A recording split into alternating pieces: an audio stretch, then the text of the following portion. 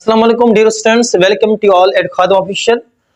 और last time हमने पढ़ा था कि मॉलिक्यूलर मास क्या होता है, फार्मूला मास क्या होता है। आज के लेक्चर में हम पढ़ेंगे कि आयन क्या होता है। हमारे पास आयन केमिस्ट्री के अंदर क्या होता है। देखिए स्टूडेंट्स, केमिस्ट्री के अंदर कुछ एलिमेंट्स ऐसे होते हैं जो इलेक्ट्रॉन को लॉस करते हैं, कुछ एलिमेंट्स ऐसे होते हैं जो इलेक्ट्रॉन को गेन करते हैं। जब एलिमेंट्स इलेक्ट्रॉन को लॉस करते हैं और जब एलिमेंट्स इलेक्ट्रॉन को गेन करते हैं तो उनके ऊपर चार्ज आ जाती है। उसी चार्ज को हम कहते हैं आयन। हम लिखते हैं इसको व्हेन एन एलिमेंट या एटम लॉस और gain electron it bears a charge। उसी चार्ज को हम कहते हैं आयन, इज कॉल्ड आयन। जब कोई भी एलिमेंट इलेक्ट्रॉन को लॉस करे या इलेक्ट्रॉन को गेन करें, उसी एलिमेंट के ऊपर चार्ज आ जाती है, उसी चार्ज को हम कहते हैं आयन। वो चार्ज या तो पॉजिटिव होती है या तो नेगेटिव होती है। तो हम डिसाइड करेंगे आगे जाके टाइप्स ऑफ आयंस में कि चार्ज अगर पॉजिटिव है तो उसका नाम क्या है, नेगेटिव है तो उसका नाम क्या है। आयन के दो टाइप्स होते हैं, एक हमारे पास कैटायन और दूसरा हमारे पास एनायन।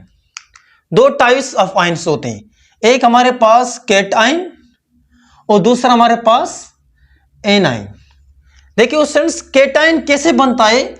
कैटायन वो आयन होती है जिसके ऊपर पॉजिटिव चार्ज होती है। The type of ion which bears a positive charge. Cation के ऊपर क्या होती है, positive charge. It has a positive charge, positive charge.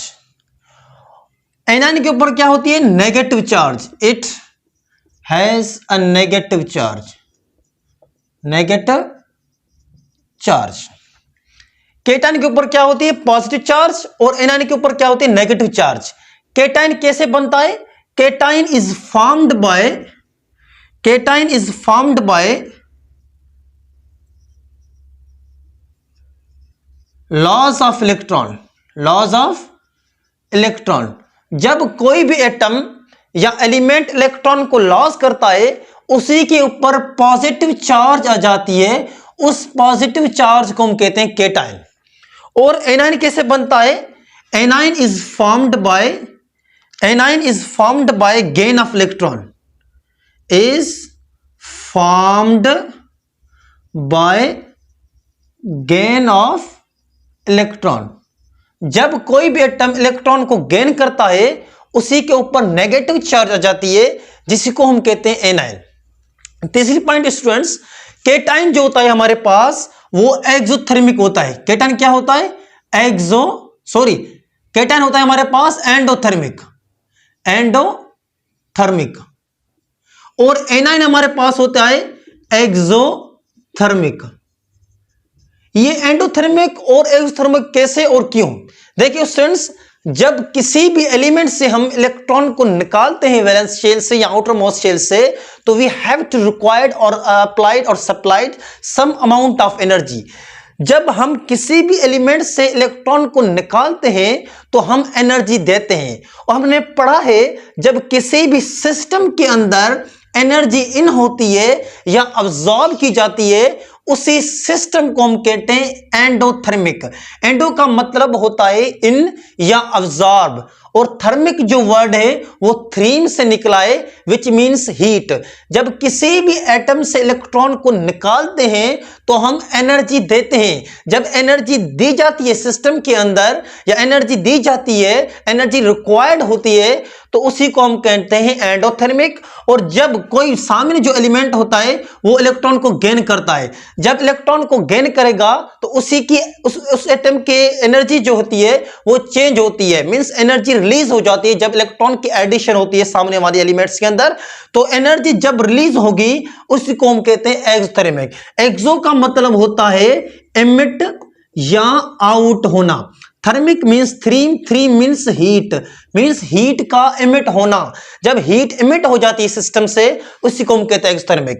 एक बात ध्यान में रखिए स्टूडेंट्स, सवाल यह है कि जब कोई भी एलिमेंट इलेक्ट्रॉन को लॉस करता है उसके ऊपर पॉजिटिव चार्ज तो आती है, ठीक है, हम मानते हैं। और जब कोई भी एलिमेंट इलेक्ट्रॉन को गेन करता है उसके ऊपर नेगेटिव चार्ज आती है, ओके, हम मानते हैं। ये पॉजिटिव और नेगेटिव चार्ज क्यों आती है, इसके पीछे क्या केमिस्ट्री है, केमिस्ट्री क्या बिहाइंड दिस क्या है कि नेगेटिव चार्ज क्यों आती है जब कोई भी एलिमेंट इलेक्ट्रॉन को गेन करता है, पॉजिटिव चार्ज क्यों आती है जब कोई भी एलिमेंट इलेक्ट्रॉन को लॉस करता है। What is reason behind this, what is chemistry behind this. देखिए स्टूडेंट्स, हमारी नेचर के अंदर या केमिस्ट्री के अंदर जो भी एलिमेंट इलेक्ट्रॉन को लॉस करता है पॉजिटिव चार्ज आती है। सपोज हमारे पास है Na क्या है, सोडियम है। सोडियम के फर्स्ट शेल में 2 इलेक्ट्रॉन्स, सेकंड शेल में 8 इलेक्ट्रॉन्स और थर्ड शेल में 1 इलेक्ट्रॉन, ठीक है। ये जो सोडियम है अभी न्यूट्रल एटम है, मींस एटॉमिक नंबर 11 है, मींस इस सोडियम के अंदर 11 प्रोटॉन्स और 11 इलेक्ट्रॉन्स है। जब देखें, जब कोई भी एटम लॉस करता है तो इलेक्ट्रॉन को ही लॉस करता है, जब कोई भी एटम गेन करता है तो इलेक्ट्रॉन को ही गेन करता है। प्रोटॉन को लॉस और गेन का कोई कॉन्सेप्ट नहीं है, क्योंकि प्रोटॉन जो है वो न्यूक्लियस के अंदर होता है और न्यूक्लियस का फोर्स प्रोटॉन को होल्ड करके रखता है। इसलिए हम प्रोटॉन को निकालने के लिए, प्रोटॉन का तो कोई भी कॉन्सेप्ट नहीं है बॉन्ड फॉर्मेशन में, इलेक्ट्रॉन ही टेक पार्ट लेता है बॉन्ड की फॉर्मेशन में। इस सोडियम के अंदर 11 इलेक्ट्रॉन्स और 11 प्रोटॉन्स है, ये हो अभी इसने इलेक्ट्रॉन लॉस नहीं किया है। It means that sodium is neutral atom. Neutral atom किसको कहते हैं, वो एटम जिसके अंदर इलेक्ट्रॉन और प्रोटॉन का तादाद सेम हो, उसी को हम कहते हैं न्यूट्रल एटम। जब ये सोडियम अपना ये इलेक्ट्रॉन लॉस करेगा, ये सोडियम इलेक्ट्रॉन लॉस करेगा, तो सोडियम के अंदर 11 इलेक्ट्रॉन्स थे, एक इलेक्ट्रॉन सोडियम ने लॉस किया, तो 11 इलेक्ट्रॉन में से कितने इलेक्ट्रॉन्स बच गए सोडियम के पास, 10 इलेक्ट्रॉन्स। 10 इलेक्ट्रॉन्स बच गए। तो प्रोटॉन के ऊपर क्या होती है, पॉजिटिव चार्ज। तो पॉजिटिव मींस एक जो नंबर है वो पॉजिटिव का बढ़ गया।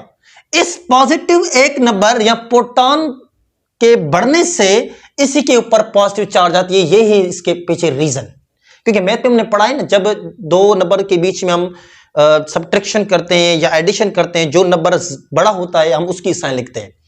सामने एलिमेंट है जिसने इलेक्ट्रॉन लिया है सोडियम से, वो हमारे पास है सपोज क्लोरीन। क्लोरीन का एटॉमिक नंबर क्या है, 17। फर्स्ट शेल में 2 इलेक्ट्रॉन्स, सेकंड में 8 और लास्ट शेल में 7 इलेक्ट्रॉन्स है। इस क्लोरीन को ऑक्टेट फॉलो करने के लिए 1 इलेक्ट्रॉन की जरूरत है। तो ये क्या करेगा, क्लोरीन इस सोडियम ने जो इलेक्ट्रॉन लॉस किया है उसी से इलेक्ट्रॉन लेगा, ये इलेक्ट्रॉन सोडियम से लेगा। ये क्लोरीन अभी न्यूट्रल एटम है। Before gaining electron, chlorine is neutral atom because it contains equal number of proton and equal number of electron. जब किसी एलिमेंट के अंदर प्रोटॉन और इलेक्ट्रॉन का तादाद सेम होता है उसी को हम कहते हैं न्यूट्रल एटम।